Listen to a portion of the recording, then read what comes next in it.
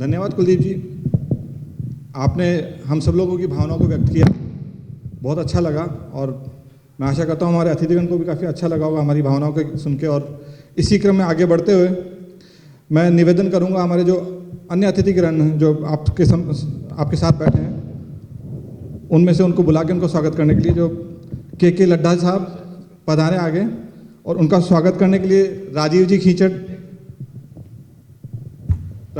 आए।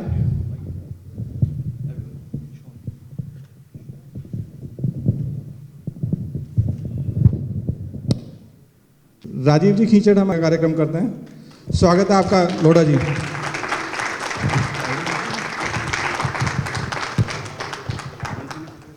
इसी क्रम को आगे बढ़ाते हुए निवेदन है जोगेंद्र जी शर्मा से, आप पधारें आगे। आपके स्वागत के लिए अनुभव जी चौधरी और सुरेंद्र शाह शेखावत जी पधारेंगे।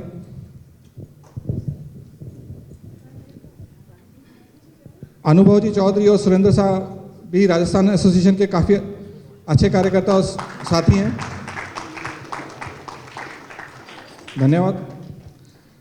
आगे मैं निवेदन करूंगा विनीत सिंह जी को। विनीत सिंह जी आप पधारें और आपका स्वागत करने के लिए मनोज जी वर्मा।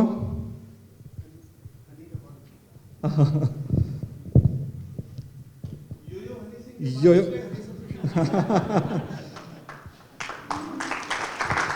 धन्यवाद। श्री विजय जी गर्ग, आपसे मैं निवेदन करूंगा आप पधारें और आपका स्वागत करने के लिए ऋषि भाई और रवि कुमार जी टांक पधारें। ऋषि भाई राजस्थान एसोसिएशन यूके की आवाज़ हैं, क्योंकि ये सारे संसाधन यही संभालते हैं हमारे। और रवि जी हमारे भोजन की व्यवस्था करते हैं, पेट को संभालने की व्यवस्था।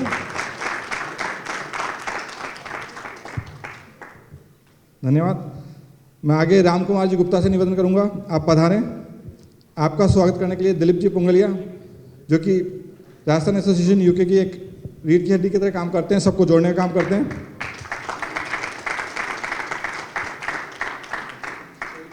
और उनके साथ उनकी अर्धांगिनी कविता जी पुंगलिया। मैं आगे निवेदन करूंगा विक्सा, हमारे अपने विक्सा को नहीं, आप हमारे वॉलंटियर, लेकिन आज हमारे अतिथि भी हैं आप पधारें। आपका स्वागत करने के लिए राखी जी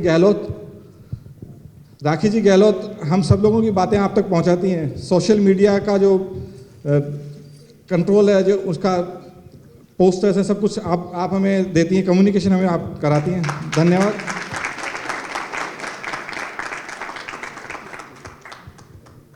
साथ ही हमारे समक्ष हैं रविंद्र प्रताप जी आप पधारें।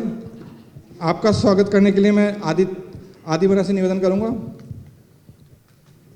आदि बना फिला नरेश हैं, मेवाड़ से, फिला ठिकाने से, और आप राजस्थान एसोसिएशन के हिज हाइनेस हमारे लिए और राजस्थान एसोसिएशन के काफ़ी अथक कार्यकर्ता हैं आप।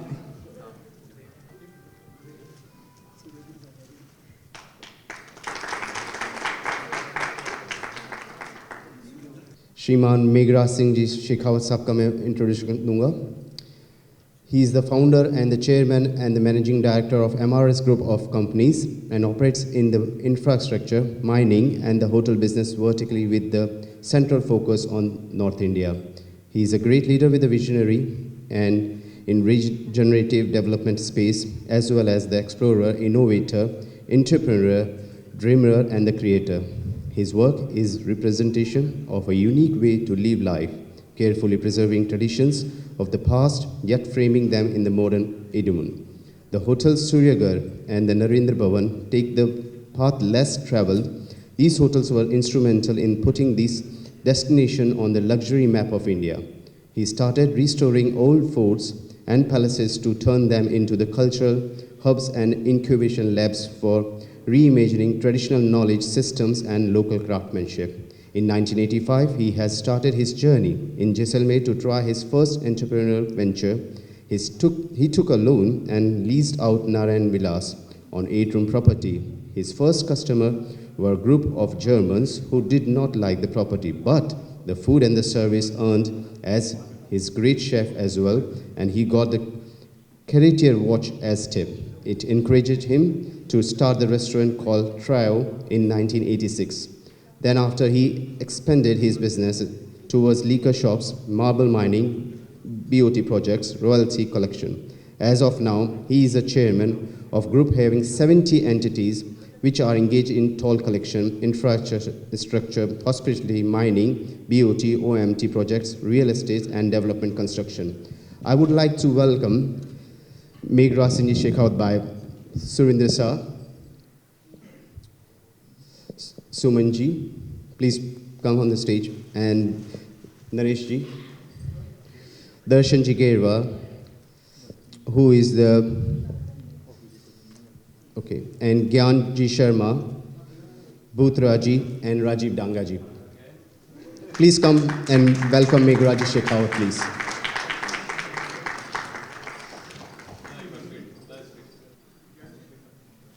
Gyanji.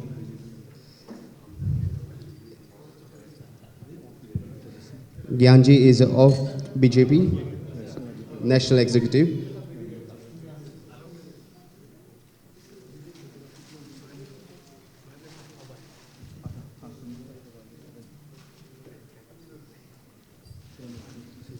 Surinder Shah.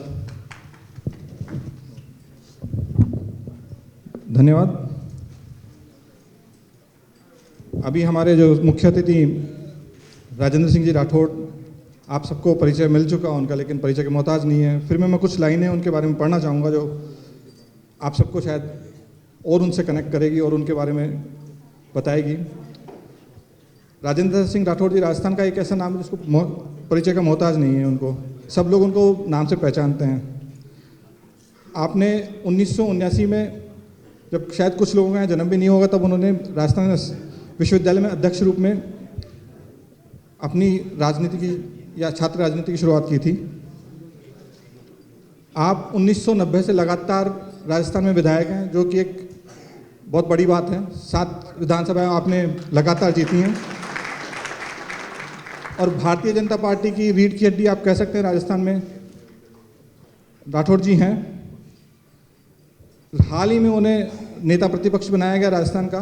उसी के साथ हम लोग उम्मीद भी कर रहे हैं कि आप आगे बढ़ के नेतृत्व भी करेंगे और हमें मार्गदर्शन भी देंगे। न केवल राजस्थान बल्कि राजस्थान के जो प्रवासी राजस्थान से बाहर रहने, जैसे आप हमसे यहाँ मिलने आए, पिछले साल आप ऑस्ट्रेलिया भी जाके सबसे संवाद करके आए हैं, ऐसा संवाद आप करते रहेंगे और हमें सबको मार्गदर्शन देते रहेंगे। यही हमारी आकांक्षा है और अपेक्षा है आपसे। आप अपना वरद हस्त हम पे बनाए रखें सब पे, जिससे कि हम इन माटी को कुछ कर सकें यहाँ से। जैसे राजस्थान एसोसिएशन यूके के तहत हम वहाँ कुछ अपना सहयोग दे सकें। हम दूर हैं देश से, लेकिन हम यहाँ बैठ के भी कुछ कर सकें। इसी क्रम को आगे बढ़ाते हुए, स्वागत क्रम को आगे बढ़ाते हुए मैं निवेदन करूँगा, खेत सिंह जी, जितेंद्र सिंह जी, आप आगे पधारें और राठौड़ साहब का स्वागत करें। मैं राठौड़ साहब को बताना चाहूँगा, आप सब आपका नाम सुनते हैं ये सब लोग ऑक्सफोर्ड से भी आगे करीब 50-60 माइल से सुबह निकल के दौड़ के भाग के आए हैं कि नहीं आपसे मिलना है। और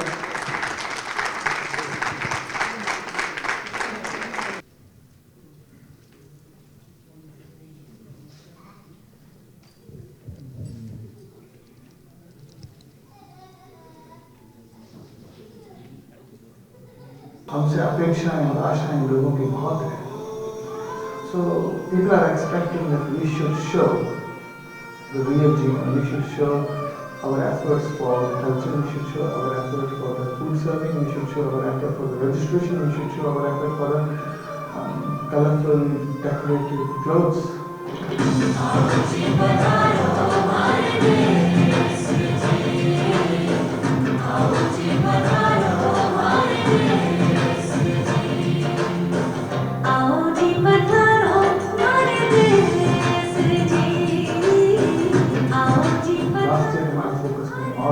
हमारा फोकस था बैक टू बेसिक।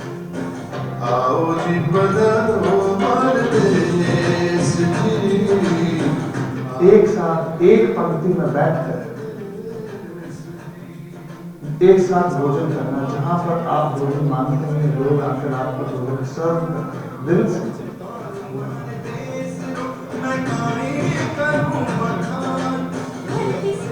जैसे कह सकते हैं जीवन का जो फिजिकल फॉर्म है जीवन, उसको हमने साकार किया कि पंगत में बिठा के खाना जिमाया है, तो खाना बनाना और फिर हमें प्रेम से, वार्म से इतने सारे वॉलंटियर्स हैं, अनिवार्य करके जो भरोसा है खाने इस देश में, ऐसा कभी हुआ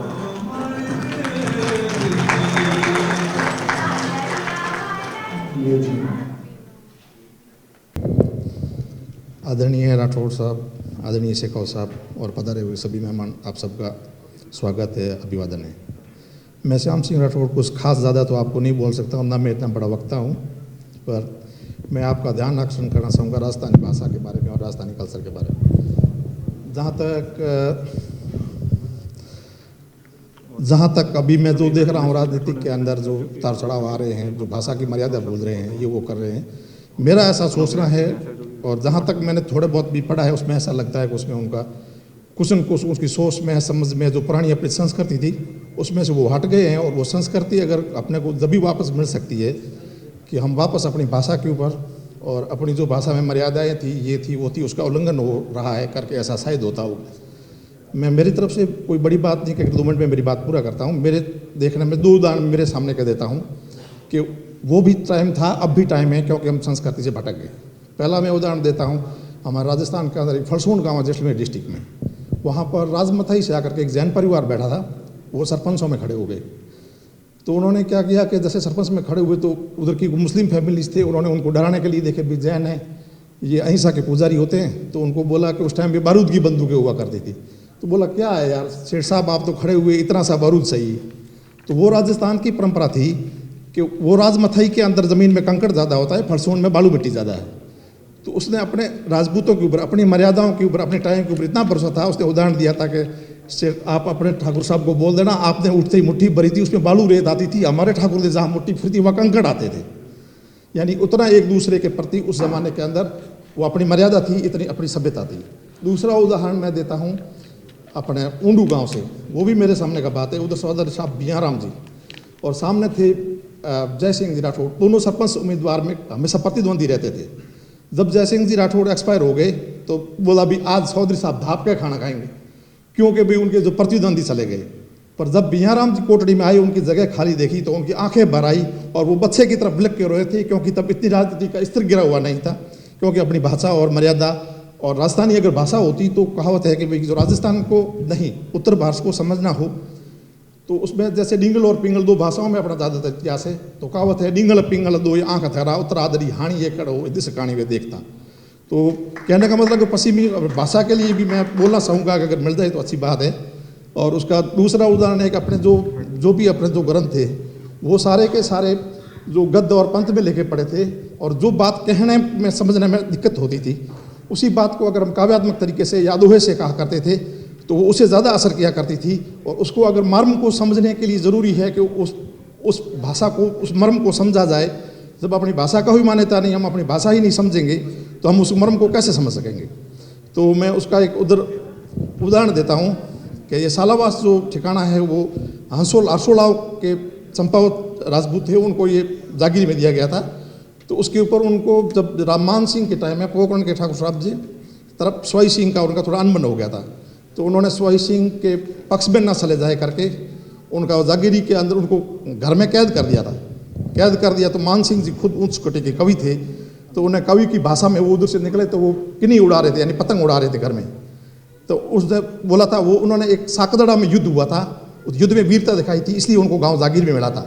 तो मान सिंह ने उसको दोहा बोला, भाई आप चंपाओ तो उनकी तरफ न चले जाओ, इसलिए इंगित करके बोला पिंड रो गयो प्राण गाड जमी दोनों गया, चंपा हमें निसंत किरी उड़ाओ कर्ण सिंह, अब आप सिर्फ पतंग उड़ा सकते हो। तो उनको बड़ा गुस्सा आया कि वो नहीं थे पोकरण की साइड में, पर जबरदस्ती उनके ऊपर आरोप लग गया था। तो उनको एक कवि ने बोला भी आप मान सिंह कवि है, उसको एक शब्द बोलो, वो आपकी उसी की भाषा वो समझेंगे। तो उन्होंने बोला पिंड में हो तो प्राण साकदड़े देखो सही, तो साकदड़े वो लड़े थे उनकी तरफ से, पिंड रहे हो तो ज्ञान साकदड़े देखो सही, घरों री उल्टी री दुर्गो सिपरा दागियो, भाई आपके घरों की ही रीति उल्टी है, आप उसको सिपरा में उसको दागा गया है। तो अपनी मेरे कहने का मतलब है राजस्थान की ऐसे खूब सारी चीज़ें थी, और मैंने समय अभाव के अंदर, और आप सभी अच्छे वक्ता हो, आप सभी अच्छे समझदार लोग हो, मेरे से बेटर जानते, पर मैं ध्यान आकर्षण करना चाहूँगा कि भगवान करे आपकी सरकार बने और आप इस भाषा को मान्यता दिलाने की अपनी तरफ से कोशिश करेंगे। धन्यवाद।